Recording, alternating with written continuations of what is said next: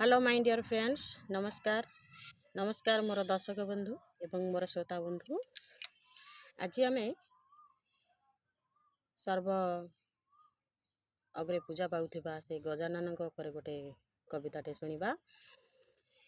जे सबू प्रभु देवता पूजा हवा आगु आगे प्रभु स्वयं गणनाथ को आम पूजा अर्चना करूँ। से ही आम जीवनर प्रथम, तांका बिना पूजा अधूरा। आसंतु शुणा से गजानन गोटे कविता जार ना रही गजानन।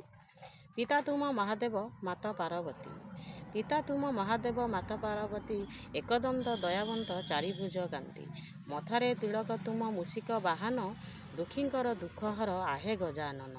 निर्धनर धन तुमे अंधर लौड़ी, ज्ञानर भंडार तुमे अवर्णनीय रूप, निर्धनर नाथ तुमे आशार आशा बाड़ी, ज्ञानर भंडार तुमे अवर्णनीय रूप, तुमे आद्य आरंभर ओंकार स्वरूप।